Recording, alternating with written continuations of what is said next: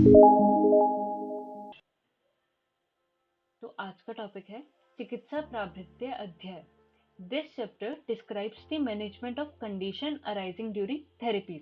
मतलब अगर वमन अतियोग हो जाए या फिर अयोग हो जाए या फिर विरेचन हम अतियोग या अयोग हो जाए तो उसके लक्षण क्या दिखेंगे, उसकी चिकित्सा कैसे होगी, वो सब हम इस चैप्टर में पढ़ेंगे। तो सबसे पहले हम देखते हैं कि चिकित्सा प्राभृत्य का मतलब क्या है।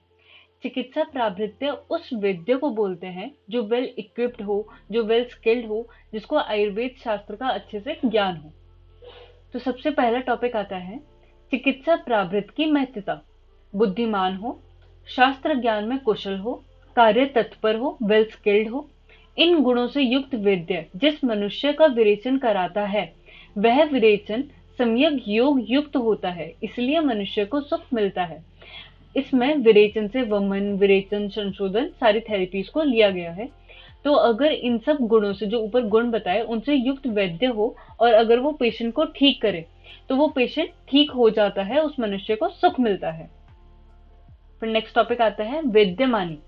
वैद्यमानी बोलते हैं मूर्ख वैद्य को। जो वैद्य ना होते हुए अपने को वैद्य समझता है वह जिस मनुष्य को वमन या विरेचन कराता है वह रोगी अतियोग या अयोग हो जाने से दुख प्राप्त करता है, मतलब वो पेशेंट को ठीक नहीं कर पाता है। फिर नेक्स्ट टॉपिक आता है इसमें सम्यक विरिक्त पुरुष के लक्षण। जिसका सम्यक विरेचन हो गया हो, जिसका एकदम ठीक अमाउंट में, जिसका प्रॉपर प्यूरिफिकेशन हुआ हो, तो उसके लक्षण क्या है। दुर्बलता, दैट इज वीकनेस। लघुता, लाइटनेस फील होती है। गिलानी, फटीक फील होता है। रोग का कम हो जाना, रोग कम हो जाता है। हृदय और वर्ण की शुद्धि हो जाती है, मतलब फंक्शनिंग जो है हार्ट की वो ठीक प्रॉपरली काम करने लग जाता है हार्ट। भूख प्यास लगना, मल मूत्र का उचित समय पर होना, timely passage of natural urges. वायु की शुद्धि, काया अग्नि का सम होना, डाइजेशन प्रॉपर हो जाना। बुद्धि, इंद्रिय, मन की शुद्धि, मतलब क्लीनलीनेस बढ़ जाना इन सब में। फिर आता है अविरिक्त के लक्षण। विरेचन का सही प्रकार से ना होना। तो क्या लक्षण दिखाई देते हैं। स्टीवन, स्टीवन होता है ड्रूलिंग या फिर स्पिटिंग को बोलते हैं। हृदय शुद्ध ना होना, एबनॉर्मल फंक्शनिंग ऑफ हार्ट रहती है। कफ पित्त उत्क्लेश, जी मिचलाना। आदमान, आदमान होता है डिस्टेंशन ऑफ एब्डोमेन। अरुचि, एनोरेक्सिया। वमन, दुर्बल, शरीर का भारी होना। पिनस होना, पिनस होता है रनिंग नोज। तो ये थे विरेचन अगर सही ना हुआ हो तो उसके लक्षण। फिर आता है अतियोग के लक्षण। अगर हम वमन या विरेचन अतियोग कर लें तो क्या लक्षण हमें दिखाई देंगे। सबसे पहले अगर विरेचन अतियोग हो जाए तो विरेचन के टाइम पे कर्म से पित्त निकलता है, फिर कफ निकलता है, फिर वात निकलता है। अगर अतियोग हो जाए तो इन सब के बाद मेद और काला खून भी निकलने लग जाएगा। प्यास अधिक लगेगी, वात रोग से पीड़ित हो जाएगा और ज्ञान शून्य हो जाएगा। ये थे अतियोग विरेचन के लक्षण। अब आते हैं अतियोग वमन के लक्षण। ऊर्ध्वगत वात रोग होंगे, वाणी में रुखावट आएगी, मतलब बोलने में तकलीफ होगी। कर्म से कफ पित्त वात के निकलने के बाद खून, कफ और पित्त से शून्य जल निकलता है। जीवा का अंत प्रविष्ट हो जाना, मतलब बाहर निकल जाना। तो ये थे अतियोग वमन के लक्षण।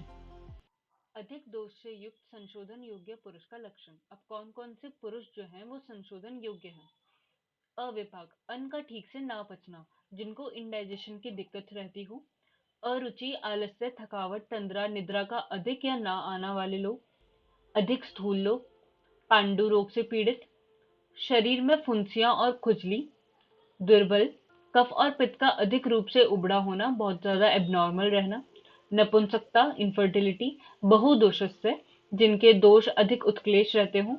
बल वर्ण का नाश हो जाना, ऐसे पुरुष संशोधन योग्य होते हैं। फिर आता है संशोधन का फल। बेनिफिट्स मिलते हैं प्यूरिफिकेशन थेरेपी के।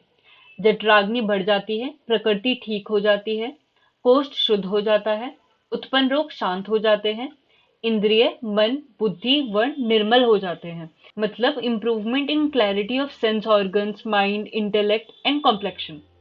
बल और पुष्टि ज्यादा होती है। फिर नेक्स्ट टॉपिक आता है संशोधन चिकित्सा की श्रेष्ठता क्या है। जो दोष लंघन पाचन के द्वारा नष्ट किया जाते हैं वे थोड़े हेतुओं के होने पर भी कुपित हो जाते हैं, परंतु संशोधन के द्वारा जिन दोषों को शांत किया जाता है वे पुनः नहीं होते। इसका मतलब है कि जैसे जब दोषों का शमन कराया जाता है, हमारी बॉडी में ही उन दोषों को कम कर दिया जाता है, बाहर नहीं निकाला जाता, तो वो थोड़े भी अहितकर आहार, अगर हम आहार विहार करें तो वो वापस से कुपित हो जाते हैं दोष। परंतु अगर संशोधन किया जाए, उनको एकदम दोषों को शरीर से बाहर निकाला जाए, तो रोग जो है काफी देर से उत्पन्न होते हैं या फिर नहीं होते। इसकी उपमा एक वृक्ष से दी गई है।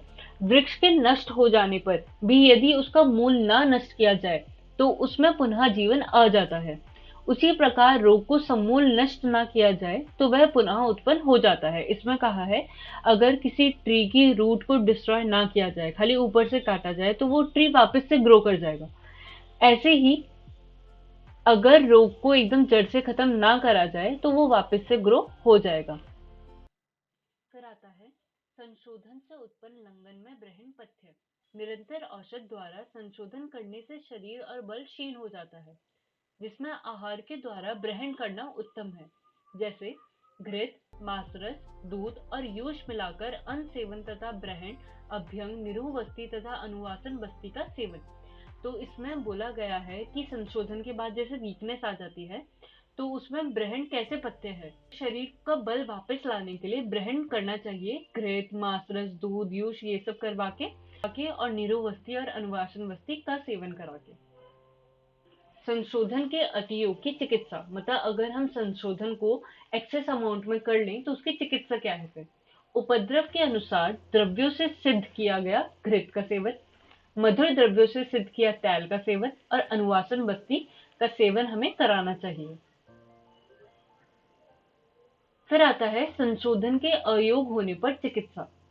संशोधन पीने पर जिस व्यक्ति के शरीर में अयोग के लक्षण उपस्थित हो जाए तो वैद्य को यह विचार कर लेना चाहिए कि पहले कितनी मात्रा में किस प्रभाव वाली मृदु मध्य तीव्र संशोधन औषधि का प्रयोग किया गया था, जिसके सेवन से अयोग के लक्षण शरीर पर प्रकट हुए थे।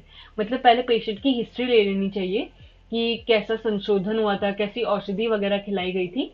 फिर इन बातों का ध्यान कर उस व्यक्ति को इस प्रकार संशोधन औषध पिलानी चाहिए कि उसे फिर अयोग न हो। फिर आता है चिकित्सा की परिभाषा। याभिः क्रियाभिर्जायन्ते शरीरे धातवः समा सा चिकित्सा विकारणम कर्म तदिप्सजाम स्मृतम। इसका मतलब है जिन क्रियाओं के द्वारा शरीर में धातुएं सम होती हैं वह रोगों की चिकित्सा है, और धातुओं को सम करना ही वैद्यों का कर्तव्य माना है। तो चिकित्सा की परिभाषा के लिए ये श्लोक बहुत ज्यादा इंपॉर्टेंट है, और बेसिकली इसमें ये बोला है कि धातुओं को सम करना ही चिकित्सा की परिभाषा है। तो इसके साथ होता है चैप्टर खत्म। Thank you.